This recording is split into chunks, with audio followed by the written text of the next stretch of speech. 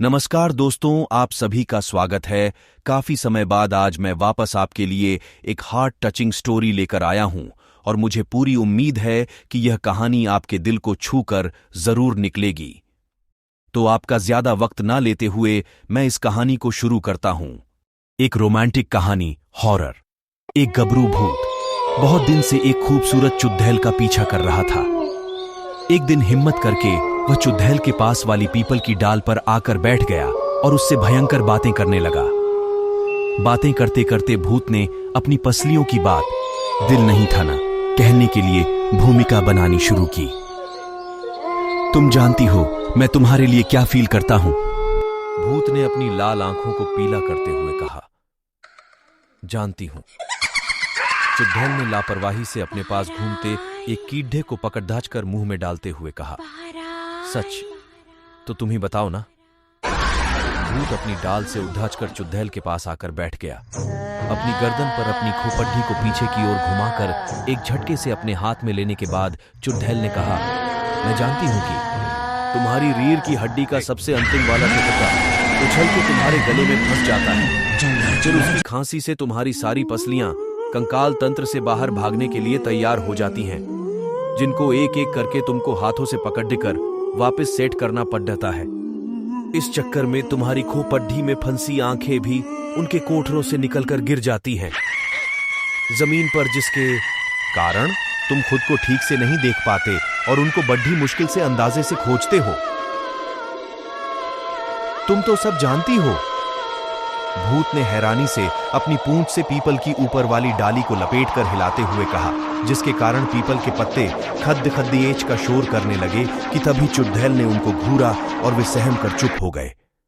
पिछली बार जब तुम्हारी आंखें गिरी थीं तो एक बकरी ने चरना शुरू कर दिया था उन्हें।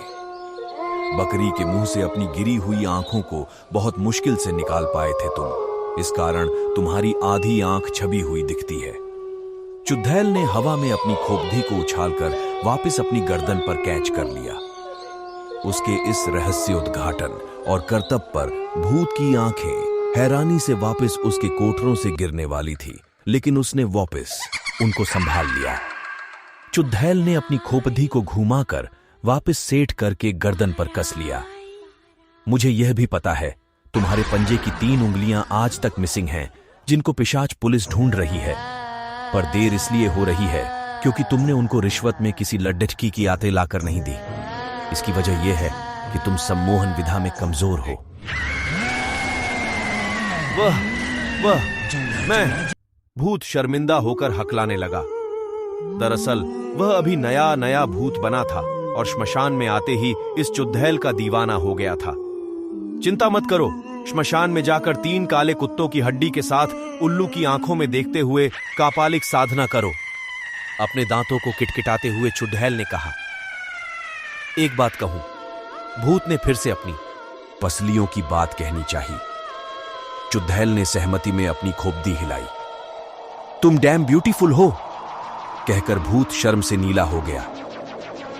मैं डैम में नहीं रहती हूं, चुड़ैल ने खूंखार भोलेपन से कहा। डैम में तो एक हड्डी वाली चुड़ैल है, वही कूदी थी उसमें जब तुमने उससे शादी के लिए मना कर दिया था। दिल टूट गया था उसका, जिसे तल के खा गई वह नींबू चाट मसाला डाल के। अच्छा, इस बार वह अपनी आंखों को गिरने से नहीं बचा पाया, लेकिन चुड़ैल ने फुर्ती दिखाते हुए अपने हाथ लंबे करके उन्हें जमीन पर गिरने के पहले ही पकड़ दियाच लिया और अपनी लपलपाती जीभ से उनका स्वाद लेने लगी। अभी मुझे जरूरत है उनकी। ये देखकर दहशत में आते हुए भूत ने मिमियाते हुए कहा। ओह सॉरी, कहकर चुड़ैल ने उसकी आंखें वापस कर दी। कल रात को मिलते हैं, कहकर भूत जाने ही वाला था कि चुड़ैल ने उसे आवाज देकर रोक लिया। मुझे पता है कि तुम एक डेट पर जा रहे हो, जरूर तुमको आज इमली वाली पिशाचनी ने डेट पर बुलाया है ना? मर गए, इसे कैसे पता चला? भूत कुछ कहना चाहता था पर उसे शब्द नहीं मिले। चुड़ैल सदियों पुरानी थी, वह सब जान सकती थी, पर इस बात का भूत को पता नहीं था। आज मैंने उसे भयंकर पार्लर में देखा था। वह अपनी खोपड़ी की पॉलिश करवा रही थी और उसने हड्डियों पर भी उसने खुशबूदार पीप की मालिश करवाई थी। चुड़ैल ने अपने दांत रहस्यमय ढंग से किटकिटाए। आज उसने कंटीली विग भी लगा रखी है और ना वह मेरे पीछे पड़ी ही थी। जबरदस्ती बुलाया है उसने। मैं जाना नहीं चाहता था। भूत अपना बिगद्दा हुआ इंप्रेशन बनाने की कोशिश कर रहा था। तुम उसी टेढ़े खंडहर में जा रहे हो ना, जहां अक्सर प्लाज्मा की हुक्का बार चलती है। हुक्का लेने के पहले सैनिटाइज जरूर कर लेना, चुड़ैल ने ठंडे स्वर में कहा। और सुनो, डांस करते वक्त उसके कंधों पर हाथ मत रखना। वह क्या है कि उसके कंधे सस्ते में उधार वाले हैं, जगह जगह से चटके हुए। तुम्हारी नाजुक हथेली में चोट लग सकती है। ठीक है, सुनो, तुम भी साथ चलो ना। मैं क्या करूंगी वहां? भयंकर स्वर में चुड़ैल ने कहा, जिसे सुनकर सारे चमगादड़ फड़फड़ाते हुए वापस आकर पेड़ की डालियों से उल्टे लटक गए। हम जवान गर्म खून के कप के साथ चीयर्स करेंगे। मुझे पता है बुढ़े खून की ठंडक से तुम्हारी अस्थमा की दिक्कत बढ़ जाती है। भूत ने अपनी पूंछ को धीरे धीरे हिलाते हुए चुड़ैल की लाल आंखों में झांका। तुमको तो मेरे बारे में बहुत कुछ पता है, कहकर चुड़ैल ने अपनी बांह पर लटके मांस को नोचकर खाने के पहले उसका एक हिस्सा तो ढकर भूत को भी दिया। सन्नाटे में दूर कहीं कुत्ते भौंकने लगे थे और चांद भी बादलों के पीछे छिप गया था। चुड़ैल ने खुशी में भरकर अपने 2 लंबे दांत बाहर निकाल लिए। तुम सच में मुझे पसंद करते हो? भूत के सफेद हाथ को छूते हुए चुड़ैल ने पूछा। बहुत। तुम हां करो तो मैं हमेशा तुम्हारे साथ इस पीपल के पेड़ पर रहने को तैयार हूं। भूत सफेद से नीला होता जा रहा था और चुड़ैल की लाल आंखें शर्म से पीली होती जा रही थी। पीपल के पत्ते और सियार दोनों उनकी खुशी में संवेद स्वर से जोर से आवाजें निकाल रहे थे। श्मशान में दूर एक दिल जला पिशाच गा रहा था।